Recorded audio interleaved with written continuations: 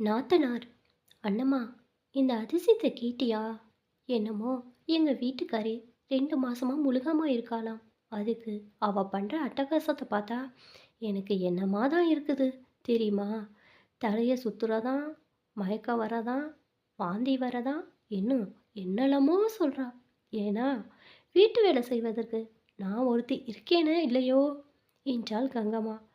என்னமோ அறியாதது உன்னுடைய குழந்தை மாதிரி நினைச்சிட்டு போயேன் என்றாள் அண்ணம்மா.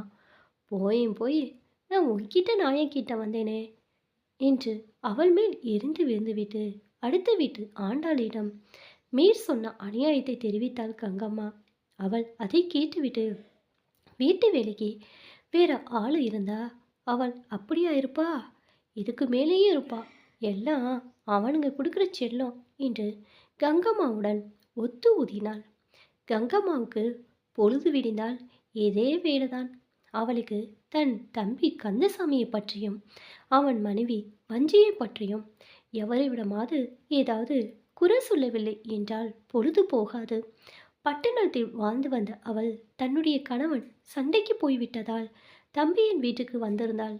முதலில் அக்காவின் வருகையை அறிந்தபோது கந்தசாமி எவ்வளவோ சந்தோஷப்பட்டான்.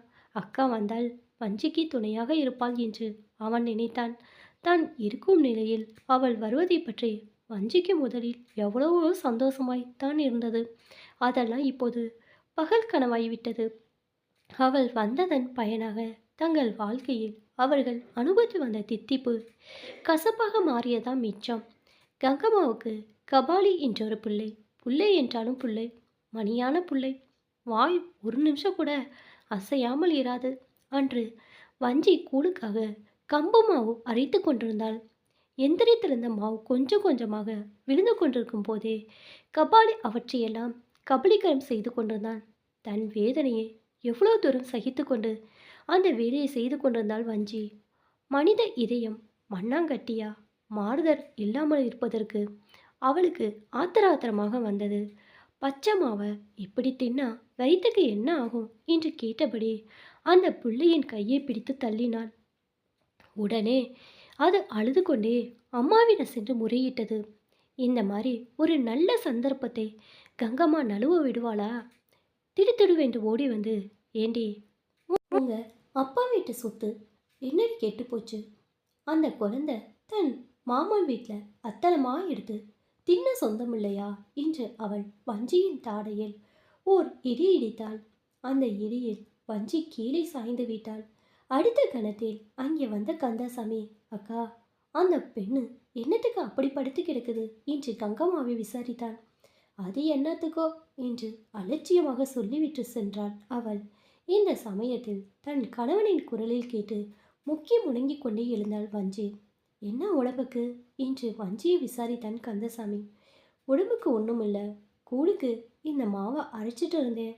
என்னமோ தலையை சுத்துறாப்புல இருந்தது, கொஞ்ச நேரம் படுத்துக்கிட்டேன் என்றாள் வஞ்சி. வஞ்சி எப்பொழுதுமே இப்படிதான். அவள் வீட்டில் நடக்கும் சண்டை சச்சரவுகளை பற்றி தன் கணவனிடம் ஒன்றுமே சொல்ல மாட்டார். அக்கா, நீ தான் அந்த மாவை கொஞ்சம் அரைச்சி கொடுக்கக்கூடாதா என்றான் கந்தசாமி. அரைப்பேண்டா, அரைப்பேன். ஏன், அவளை கூட கொஞ்சம் தூக்கி உன் பக்கத்தில் உட்கார வைக்கட்டுமா என்றாள் கங்கம்மா. கந்தசாமி முகத்தை தொங்க போட்டு கொண்டான். அவன் மனதை மாற்றுவதற்காக, வெளியிலே அழைச்சிட்டு வந்தாயே, கொஞ்சம் தயிர் போட்டு கூழை கரைச்சிட்டு வரட்டுமா என்று கேட்டாள் வஞ்சி. எடுத்துட்டு வா என்றான் கந்தசாமி. உள்ளே போய் பார்த்தால் தயிரை காணோம். அதை கபாலி காலி செய்து விட்டிருந்தான். கேட்டால் பூனையின் மேல் பழியை போடுவார்கள். கேட்காமல் இருப்பதே நல்லது என்று தீர்மானித்து வெறும் கூளை கரைத்து கொண்டு வந்தாள் வஞ்சி. என்ன வஞ்சி, தயிர் இல்லையா? இருந்தது, இப்போது பார்த்தா காணோம். பூனை குளிச்சிட்ட போல் இருக்குது என்று தன் நாத்தனான் சொல்ல போவதே தானே சொல்லி வைத்தாள் வஞ்சி. அப்பொழுது, இல்லை மாமா, நான் தான் குடிச்சிட்டேன் என்று சமத்தாக சொல்லிக்கொண்டே வந்தான் கபாலி. அட, என் கண்ணு, குடிச்சிட்டியா போ என்று தன் வைத்தறிச்சலை வெகு லாவகமாக வெளியிட்டான் கந்தசாமி. சேர்ந்து வாழ்வதுதான் சிறந்தது என்கிறோம். ஆனால் வாழ்க்கையில் பார்க்க போனால் அதை போன்ற தொல்லை வேறு ஒன்று கிடையாது என்று தோன்றுகிறது. நமது சுற்றத்தாருடன் நாம் பிரிந்து வாழும்போதே அல்லது பிரிந்து செல்லும் போதோ இருக்கிற ஆசையும் அன்பும் சேர்ந்து வாழும்போதோ அல்லது சேர வரும்போதோ எங்கே இருக்கிறது? அன்று வஞ்சி பிரசவத்துக்காக அழைத்து செல்ல அவளுடைய அம்மா வந்திருந்தாள். அப்பொழுது, நீங்க என்னத்துக்கு அழைச்சிட்டு போறீங்க? இங்கே தான் இருக்கட்டுமே, எல்லாம் நான் பார்த்துக்கிறேன் என்றாள் கங்கம்மா. அவள் போய்விட்டாள்.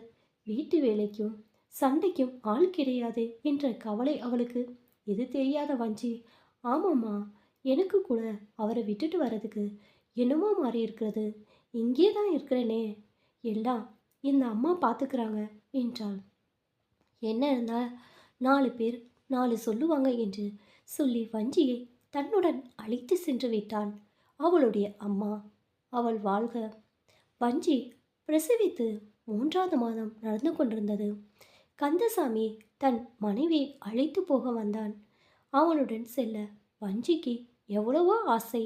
ஆனால் கங்கம்மாவை நினைத்தபோது அங்கே சென்று அவளுடைய வம்புக்கு ஆளாவதை காட்டிலும் இங்கே இன்னும் 2 மாதங்களாவது தொல்லை இல்லாமல் இருக்கலாமே என்று அவளுக்கு தோன்றிற்று. இதை குறிப்பாக கந்தசாமியின் காதிலும் போட்டு வைத்தாள். அவனுக்கும் அவள் சொல்வது ஒரு விதத்தில் நல்லதென்றே பட்டது.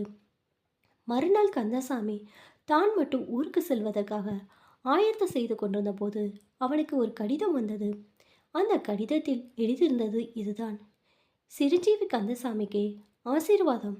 சண்டைக்கு போனவர் திரும்பி வந்துவிட்டார்.